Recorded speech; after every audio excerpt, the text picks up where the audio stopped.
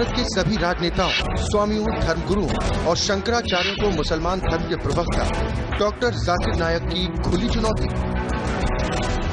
ये चैलेंज है, कोई भी शख्स हिंदुस्तान में हो, मिनिस्टर हों दो, कोई भी स्वामी हों दो, कोई भी शंकराचार्य हों दो, इंशाल्लाह मैं तालिब इल्म हूँ इस्लाम और दीगर मज़हब का। मैं तस्लीम करता हूँ कि डिबेट होना चाहिए, मैं उनसे डिस्कशन करता हूँ। अगर मुझे गलत साबित करो, मैं बदलने को तैयार हूँ। ये मुसलमान की जबान है, हम जब जबान देते हैं उसका पालन करते हैं। संत रामपाल जी महाराज ने स्वीकार की मुस्लिम धर्म प्रवक्ता डॉक्टर जाकिर नायक की चुनौती। मुस्लिम धर्म प्रवक्ता डॉक्टर जाकिर नायक हैं दादर आमंत्रित, जब चाहे कर सकते हैं संत रामपाल जी महाराज के साथ ज्ञान चर्चा। डॉक्टर जाकिर नायक के इस चैलेंज को स्वीकार करता हूं, लेकिन अपने उस वायदे को याद रखना जिसमें कहा है कि जो मुझे झूठा सिद्ध कर देगा, गलत सिद्ध कर देगा, मैं अपने आप को बदल लूंगा। चैलेंज आपको 10 पॉइंटों पर झूठा कर दूंगा सिद्ध, और कभी भी आकर के वो आध्यात्मिक ज्ञान चर्चा कर सकते हैं। देखिए मुसलमान धर्म के प्रवक्ता डॉक्टर जाकिर नायक के साथ जगत गुरु तत्वदर्शी संत रामपाल जी महाराज की।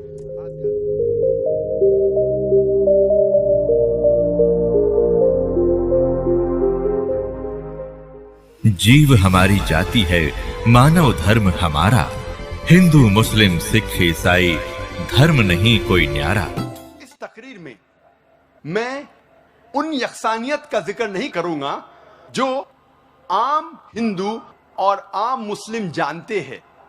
अब हम जिक्र करेंगे हिंदू धर्म की किताबों में आखिरी पैगंबर, आखिरी रसूल, आखिरी नबी मोहम्मद सल्लल्लाहु अलैहि वसल्लम का भी जिक्र है कई जगह पर। जब हम पढ़ते हैं भविष्य पुराना पर्व 3, खंड 3, अध्याय 3, श्लोकास 5 से 8 तक, इसमें लिखा हुआ है एक मलेच्चा आएगा जिसका नाम है मोहम्मद। वो अपने साथियों के साथ आएगा मरुस्थल से, और राजा भोज इज्जत से उसका इस्तकबाल करेंगे और पंचगर्व में उसको नहलाएंगे और कहेंगे तू है रहमत वाला इस दुनिया का। और एक फौज इकट्ठा की है शैतान से झगड़ने के लिए, और तेरी हिफाजत भगवान करेंगे। ये भविष्यवाणी की जब तहकीक करते हैं पता लगता है इसमें कहा गया है एक मलेच्चा आएगा। मलेच्चा के माने परदेसी, फॉरेनर। मोहम्मद सल्लल्लाहु अलैहि वसल्लम परदेसी है, हिंदुस्तानी नहीं। उसका नाम है मोहम्मद सल्लल्लाहु अलैहि वसल्लम। वो आएगा अपने साथियों के साथ। हम जानते हैं मोहम्मद सल्लल्लाहु अलैहि वसल्लम के कई सहाबा थे। वो आएगा मरुस्थल से। मरुस्थल संस्कृत में कहते हैं डेजर्ट को, रेगिस्तान को, और मोहम्मद सल्लल्लाहु अलैहि वसल्लम रेगिस्तान से आए थे।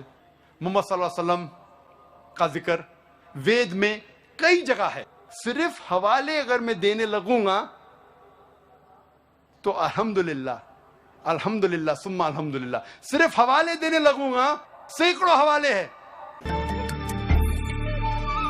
दर्शकों, अभी आपने सुने मुसलमान धर्म के प्रवक्ता डॉक्टर जाकिर नाइक जी के विचार, और आइए अब जानते हैं जगत गुरु तत्वदर्शी संत रामपाल जी महाराज जी के विचार। मलेच्छ का अर्थ इसने कर दिया कि दूसरे देश के आदमी को मलेच्छ कहते हैं भारत वाले। अब पहले तो मलेच्छ बता दूं किसने कहते हैं भारत वाले। मलेच्छ कहते हैं दुष्ट, नीच, अनार्य व्यक्ति को। शब्द कोश से दिखाते हैं। ये देखिएगा बृहत हिंदी शब्दकोश खंड 1 कोशकार एवं प्रधान संपादक हैं डॉक्टर श्याम बहादुर वर्मा, संपादक डॉक्टर धर्मेंद्र वर्मा। ठीक, अब इसके हम दिखाते हैं आपको अनार्य का क्या अर्थ है। मलेच्छ वह व्यक्ति जो श्रेष्ठ प्रकार का न हो। मलेच्छ, मलेच्छ माने अनार्य, नीच, जो श्रेष्ठ व्यक्ति के योग्य न हो, जैसे अनार्य आचार, नीच। ठीक, मलेच्छ माने नीच, अनार्य। मलेच्छ कहते हैं दुष्ट, नीच, अनार्य व्यक्ति को। उसका नाम है मोहम्मद सल्लल्लाहु अलैहि वसल्लम। वो आएगा अपने साथियों के साथ। हम जानते हैं मोहम्मद सल्लल्लाहु अलैहि वसल्लम के कई सहाबा थे। वो आएगा मरुस्थल से। मरुस्थल संस्कृत में कहते हैं डेजर्ट को, रेगिस्तान को, और मोहम्मद सल्लल्लाहु अलैहि वसल्लम रेगिस्तान से आए थे। और राजा भोज उसका इस्तेमाल करते हैं, इज्जत देते हैं और कहते हैं कि एक फौज इकट्ठा की इस ऋषि ने बुराई को रोकने के लिए। मोहम्मद सल्लल्लाहु अलैहि वसल्लम की भविष्यवाणी भविष्य पुराना पर्व 3 खंड 3 अध्याय 3 श्लोका 10 से 27 में भी है। इसमें लिखा हुआ है कि मलेशिया अरब जमीन को खराब कर चुका है। एक दुश्मन था जिसे मैंने नष्ट किया, अभी और एक बार वो भेजा गया है और बड़े दुश्मन को। इसको नष्ट करेंगे एक आदमी जिसका नाम है मोहम्मद, और लोगों को सही रास्ते पे लेके आएंगे। ए राजा, तुझे मलेशिया के जमीन में जाने की जरूरत नहीं, तुझे मैं प्योरीफाई करूंगा, पाक करूंगा इस जगह पे। और एक शख्स आता है एंजेलिक डिस्पोजिशन में, फरिश्ते के रूप में, और कहता है कि मुझे भेजा है ईश्वर परमात्मा ने आर्य धर्म को कायम करने के लिए, हक का धर्म, हक का दीन। मेरा मानने वाला गोश्त खाने वाला रहेगा, मेरा मानने वाला का खतना किया जाएगा। वो चोटी नहीं सिर पे रखेगा, वो दाढ़ी बढ़ाएगा, दाढ़ी बढ़ाएगा और लोगों को नमाज की तरफ बुलाएगा।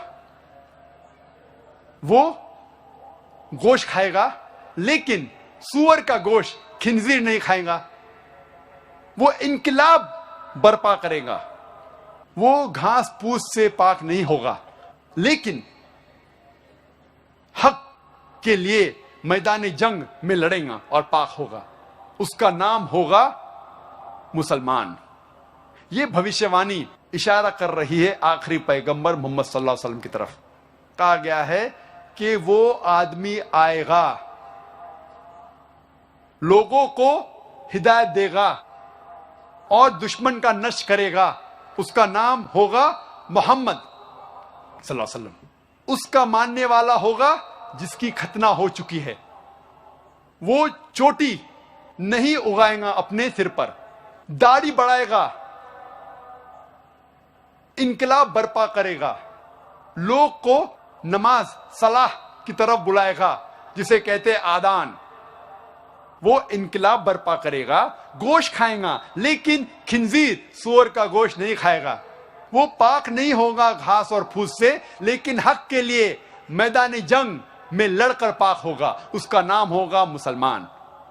ये सारी बातें लिखी हुई है भविष्य पुराना में। कई भविष्यवाणी हैं, वक्त नहीं कि सारी की तफसीर करूं मैं।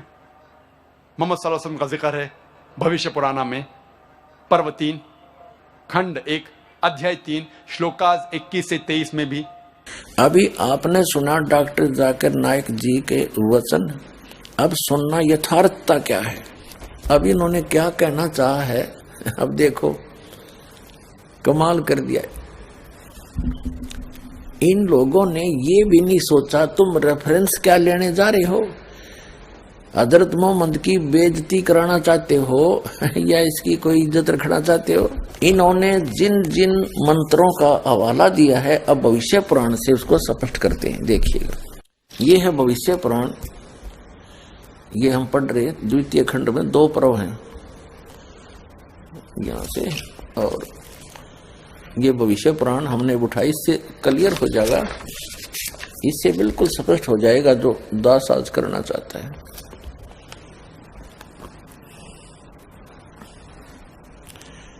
ये यहां से छपी है।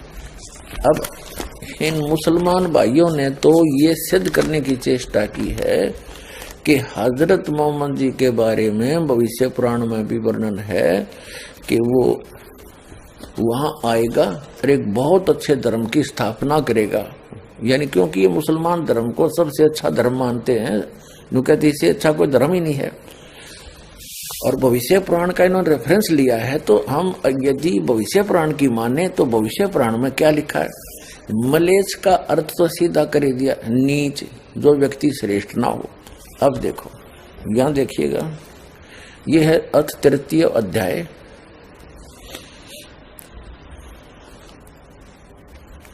ये कलयुग का प्रकरण चल पड़ा। अब कलयुग के अंदर तीसरा अध्याय है ये देख, तीसरे अध्याय का इन्होंने वैसे यहाँ से शुरू किया है, ये 5 से यहाँ से लेते हैं। अब यहाँ से शुरू किया था, यहाँ पढ़ेंगे हम, यहाँ तक कि 10वें राजा भोज के समय मर्यादा इस भूतल पर नाम मात्र रह गई थी। उस बलि राजा ने मर्यादा को नष्ट भ्रष्ट देखकर दिग्विजय के लिए प्रस्थान किया, जिसमें 10 सहस्र सेना के साथ कालिदास भी थे, 10,000 सेना थी। अन्य ब्राह्मणों को भी साथ रखकर वह राजा सर्वप्रथम सिंधु नदी के पार पहुंचकर गांधार प्रदेश के मलेच्छों यानी नीचों और कश्मीर के नारव दुष्टों पर विजय प्राप्ति पूर्वक उनके कोष खजानों को दंड रूप में अपनाते हुए आगे बढ़ा। उसी समय मोहम्मद नामक मलेच्छों यानी नीचों का आचार्य गुरु अपने शिष्यों समेत प्रचार कर रहा था।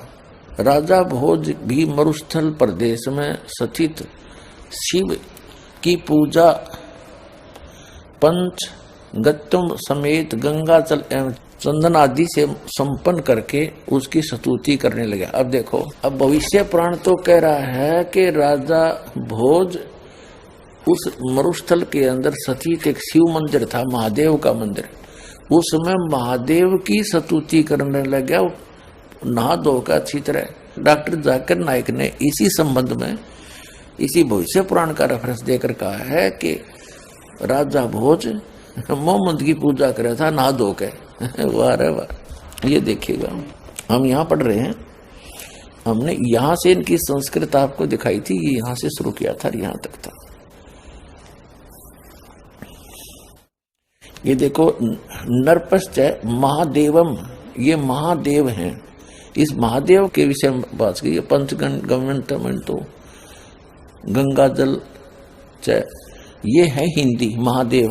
ये वो कर रहा था मोहम्मद के बारे में, कहा बोला मोहम्मद की पूजा करी। यहाँ लिखा है उसी समय मोहम्मद नाम का एक मलेच्छों का आचार्य यानी गुरु, मुसलमानों का गुरु अपने शिष्यों समेत प्रचार कर रहा था। राजा भोज भी मरुस्थल प्रदेश में स्थित शिव की पूजा पंचगव्य समेत गंगा जल एवं चंदन आदि से सुसंपन्न करके उनकी स्तुति करने लगे।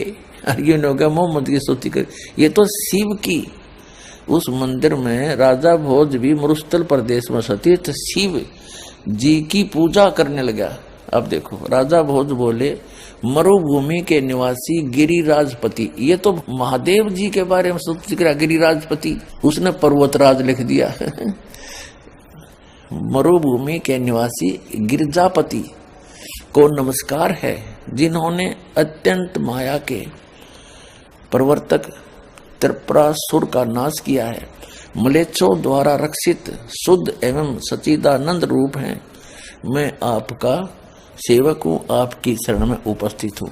वह मरुस्थल में उन अन्य मलेच्छ यानी निकम्मे जो व्यक्ति थे उनके द्वारा सुरक्षित था वो महादेव का मंदिर। उनको तो मार खदेड़ दिया, उनको तो राज पर कब्जा कर लिया राजा भोज ने। अब उस मंदिर में जाकर नहा धोकर स्वच्छ करके फिर वहां स्तुति कर रहा महादेव की। डॉक्टर जाकिर नाइक जी कह रहे हैं कि वह स्तुति कर रहा था मोहम्मद की नहा धोकर। मरुस्थल में उसको कहते हैं, उस गंगा जैसा पवित्र था, नान की नहीं गई, वैसे कह रखा जैसा उसने अटपट मार रखी। आगे देखो क्या लिखा भविष्य पुराण की, अगर सच्ची माने तो यहाँ देखिएगा। ये तो हमने पढ़ दिया यहाँ तक। तो राजा भोज मरुभूमि के निवासी गिरिजापति को नमस्कार है, ये तो उस महादेव जी को करे मंदिर में। मैं आपका सेवक हूँ, आपकी शरण में उपस्थित हूँ। और ये कह रहे हैं कि राजा भोज ने भी हजरत मोहम्मद जी की शरण दी। अरे भलाओ थारा, कम से कम साची तो बोल दो। इस डॉक्टर जाकिर नाइक जी ने तो कसम खा रखी है, जो कहूंगा झूठ कहूंगा, झूठ के अतिरिक्त कुछ नहीं कहूंगा।